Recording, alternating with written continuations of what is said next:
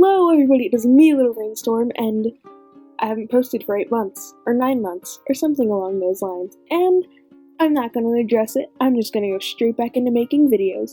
So, we're going to be continuing the Character by Color series, now that I'm back. We finished the black character and the white character, so now we're moving on to red. So, like any of the other designs, I started off by researching what the color means, and the color red means anger, passion, love, extreme.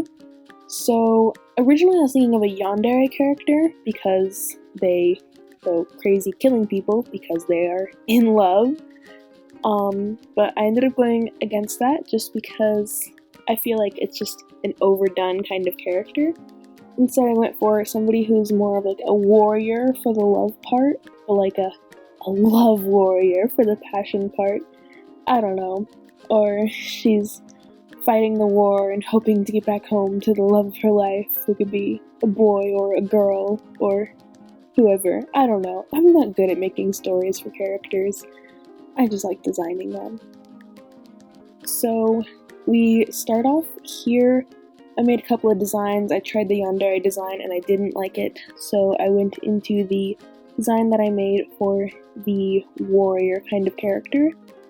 I had her in kind of a victory stance with her leg up, you know, you kill somebody and you stick your leg on them. That's a weird analogy. Forget that. I don't draw warrior characters very often, or army, or in armor, or any sort of anything of that sort, so this didn't go very well. Realistically, I don't even know how her outfit would work. Like, I just drew it. Like, she has a chest plate on, but then she has cloth over it. Her outfit literally makes no sense, but I thought it looked good, so I stuck with it. And just like all of the other color by character drawings, I did a bust drawing and a full body drawing. So here we're sketching out the bust drawing. As you can see right now, her face looks kind of messed up because basically she's looking up but her chin is still down. But I do fix this during the second sketch, so I know that it looks a little odd right now, but I do fix it later on. So in my old character by color drawings, I would just do a single sketch and then go straight into line art. But in the 8 months that I have not been doing YouTube, I've started doing a second or even a third sketch sometimes. So right here, I'm doing a second sketch to clean up and improve the lines so that when I do the final line art, it'll look better. I gave her this flowy skirt because I wanted to, and I gave her the cape because I was trying to make her look more like a warrior somehow. The sword, I changed several times. Originally I did a very traditional sword, like a Minecraft sword kind of shape.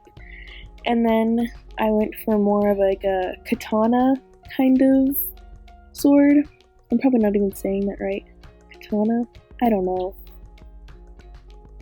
I tried to give her kind of almost a seductive look for the close-up drawing, just because she's a very passionate character. And then she's hard eyes.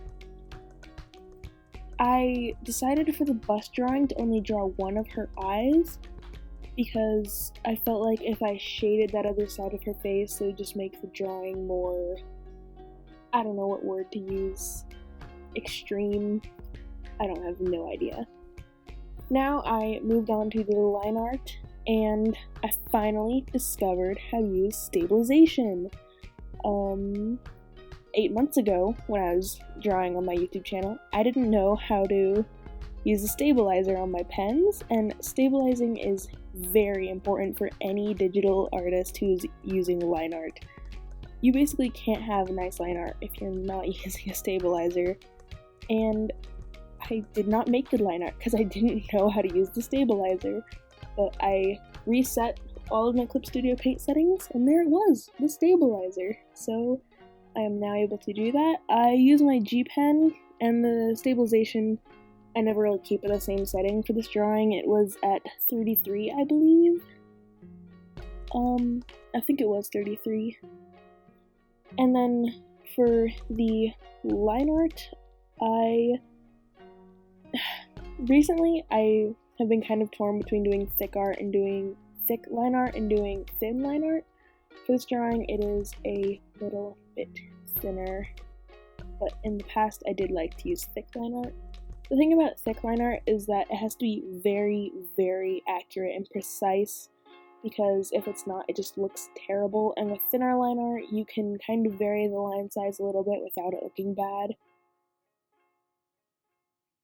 What some other artists do is that for the outside lines, like for the hair or the edges of the body, they will use thicker line art, and then for the inside lines, like on the face or the details of clothing, they'll use thinner line art, which works pretty well.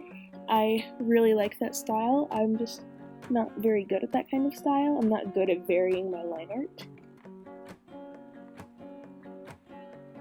For her hair, it was kind of inspired by Urza from Fairy Tail, which is an anime. I don't watch anime anymore. I watched Fairy Tail like 3 years ago. Okay, that's an exaggeration. It's probably like a year and a half ago. But I love Urza. She's so pretty, and I love her hair. I love the big red ponytail, and Urza is a fighter, and like her magic is based off of fighting. So it seemed appropriate for this character. For her eyelashes, I did very dramatic spikes. I don't know why. Maybe because I don't know how to draw eyelashes, and these seemed appropriate. I mean, it works, so. And you can see there, for the color of her hair, it looks a lot like Urza if you have seen Fairy Tail before. I gave her the bright red cape because I thought it'd be nice if the cape stood out from the rest of her clothing. For her armor, obviously it had to be gray because it's armor, but it is still the red character, so I did try to make it grayish pinkish. It's almost more of a grayish purplish. For the rose, I took the color of her hair and the color of her cape and mixed them together because I wanted the rose to be in between those two colors. For her leggings, I made them black just because if everything is red and pink, then it gets a little not the best looking. Her skin tone is very pinkish. She almost looks like she's been kind of sunburnt. I did want her skin tone to have pink undertones just because she is the red character, but I think I went a little too pink, and she just looks like she's gotten sunburnt over her entire body. Here I made the background a very dark gray, like just above black, just so that I can see any coloring mistakes with light colors that I wouldn't be able to see if the background is white, and also to make sure any white parts of her design, I think only the whites of her eyes were white in this drawing, but just to make sure I don't forget to fill those in, because sometimes that can look really awkward. For shading, I used a dark red for the majority of the drawing. I almost always use a dark red for shading, but when it came to the hair, the darkness of the hair was darker than the color I was using for shading. So for the hair, I ended up just using black to shade and just decreasing the opacity. I think the pose for this character by color was really nice. The poses for the last two were very plain. They were mostly just standing with some like slight movements in their arms and feet. I think for the white character by color, she's already just standing there with her arms slightly out, and at the time the hands were still stubs. And now the red character has actual hands. I did use 4 fingers rather than 5 fingers because it's a cartoon and I like how it looks better. So here I'm just about finishing off the drawing with some shines and just adding in her blush, and then I did the background the same way I did the other character by color backgrounds, with just a gradient and then blending in the boxes behind them. And then I merged all of the layers in order to increase the size of the full body drawing just because it was really small. And then I finished it off with my signature and it was ready to go.